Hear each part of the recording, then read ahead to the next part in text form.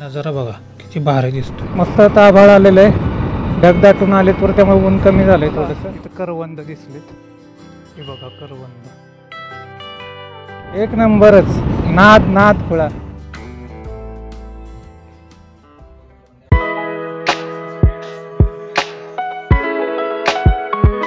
नमस्कार मंडळी, आत्ता आपण आहोत पावनखिंडच्या पार्किंग एरियामध्ये. आपल्या सातारा ते कोकण या सिरीजच्या भाग 1 मध्ये आपण पावनखिंड पाहून झालेले आहोत. तर आता आपण भाग 2 मध्ये आज आपण जाणार आहोत पावनखिंड ते कशेळी बीच. चला तर मग निघूया.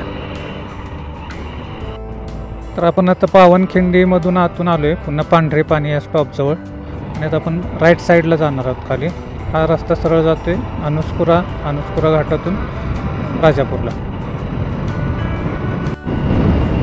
आणखी एक घाट आता चालू होणार आहे, हा घाट आहे येळवणचा घाट.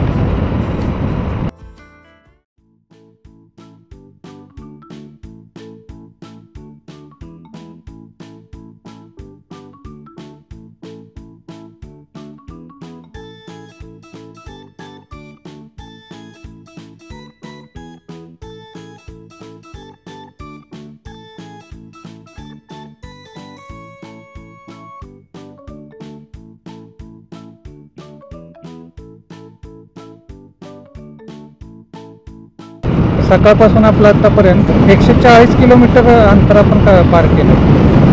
साधारण अजून 100 ते 110 किलोमीटर आजचं रनिंग होईल. आपण आहोत कोल्हापूर जिल्ह्यामध्ये. कोल्हापूर जिल्हा म्हटलं की ऊस आहेच. डोंगराळ भाग जरी लागला असला तरी सुद्धा इथं सुद्धा बऱ्यापैकी ऊसाची शेती आहे. मचाण बनवलं, तिकडे गवे वगैरे येत असतील किंवा रानडुकरं बोलले, त्याच्यापासून शेतीचं संरक्षण करण्यासाठी असं मचाण बांधतात, मग त्याच्यावर बसून शेतीची राखण करायची.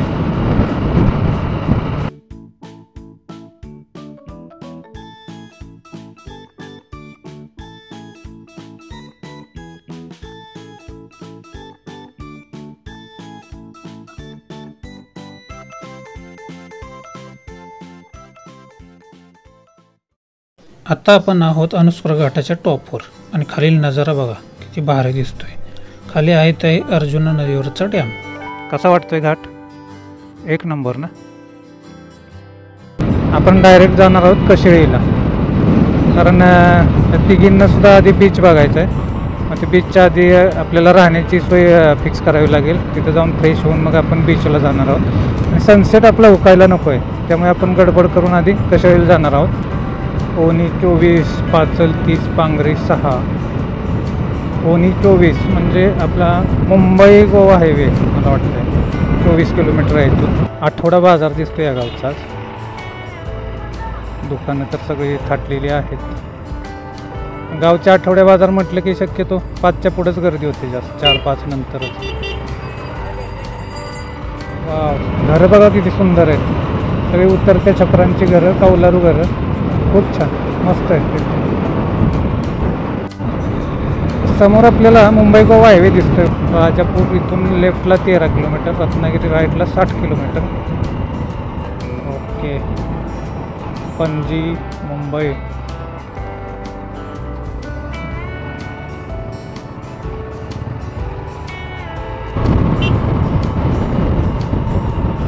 तर आता आपण हायवेला जॉईन होते. पणजी 173, कणकवली 67, राजापूर 10 किलोमीटर फक्त.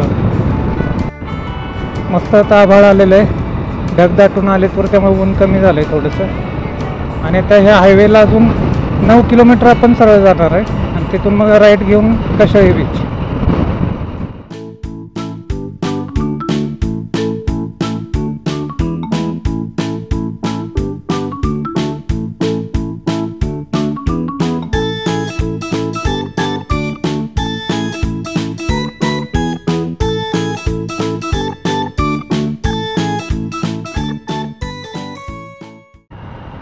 आपण आलेलो आहोत राजापूरमध्ये.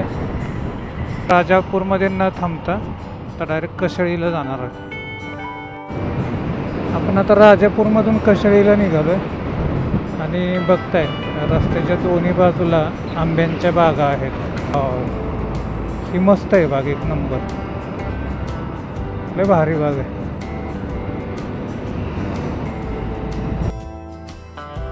मनवाला इथं करवंद दिसले, बघा करवंद खूप मोठे आहेत आणि करवंद फारच मोठे आहेत. बापरे, पहिल्यांदाच मी एवढी मोठी बघतोय.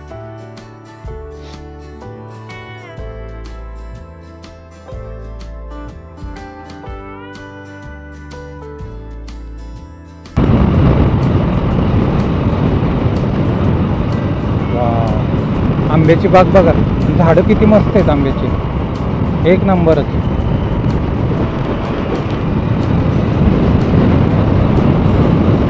त्याला म्हणायचं कोकण. काय समुद्र दिसतोय आणि अचानक आम्ही वळण घेतलं आणि डायरेक्ट समोर एकदम समुद्रच दिसला. एक नंबरच, नाद खुळा, लय भारी, एक नंबर. त्याला म्हणायचं समुद्र. हा आहे गावखडी बीच. या बीचच्या शेजारीच गणेश होमस्टे आहे, तिथंच आज आपण मुक्काम करणार आहे. आता आपण रूमवर जाऊन फ्रेश होणार आहोत आणि तिथून थेट लगेच निघणार आहोत कशेळी बीचकडे जाण्यासाठी. तर आपण आता रूमवर जाऊन आलेलो आहोत कशेळी बीचवर, म्हणजेच देवगळी बीच. आपण सध्या उभा आहोत पार्किंग एरियामध्ये. आपण मागच्या बाजूला बघा, पार्किंगसाठी भरपूर मोठी जागा आहे. या बाजूला आहे थोडंसं जंगल एरिया आहे आणि आपल्या डाव्या बाजूला इकडं आहे तो कशेळी बीच आहे. समोर आता सनसेट होणार आहे थोड्याच वेळामध्ये. सनसेट आपण पाहणारच आहोत, त्याआधी आपण पाहूया बीच, कशेळी बीच हा वरून कसा दिसतोय तो. तर हाच बीच पाहण्यासाठी आपण एवढे लांब आलोय. बघा किती सुंदर आणि किती मस्त दिसतोय हा बीच, खूपच भारी दिसतोय.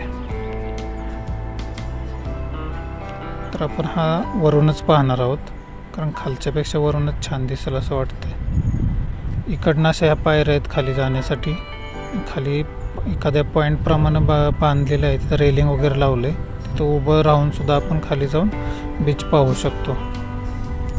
बघा किती सुंदर बीच आहे हा, अथांग पसरलेला वर समुद्र, खाली हा बीच. लाटा बघा सुद्धा किती मोठ्या मोठ्या लाटा आहेत. संध्याकाळची वेळ असल्यामुळं आता भरतीची वेळ आहे, त्यामुळे लाटा थोडे मोठे येत आहेत. आता आपण सनसेट पाहणार आहोत. इथून बघा किती मस्त सनसेट दिसतोय. आणि या सनसेट पाहून झाल्यानंतर आपण जाणार आहोत कनकादित्य मंदिर पाहायला. तसे मंदिर ते संध्याकाळी 7 नंतर दर्शनासाठी बंद केलं जातो, गाभारा बंद असतो त्याचा. तरी आपण बघूया आता बाहेरून तरी आपल्याला मंदिर पाहता येईल. आपण आलेलो आहोत कनकादित्य मंदिर कशेळी, तालुका राजापूर येथे. मंदिर फार सुंदर आहे. आज जाऊन आपण बघूया मंदिर.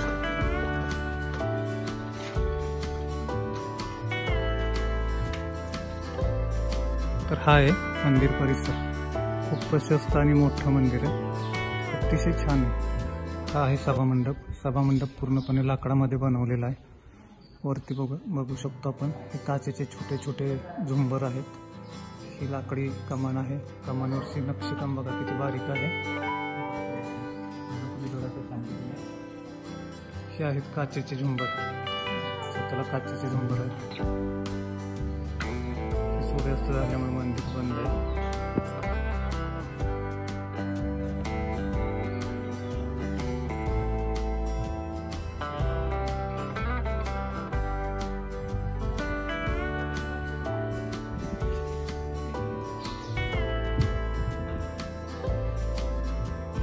समोरच आवारामध्ये हे 3 मंदिर आहेत.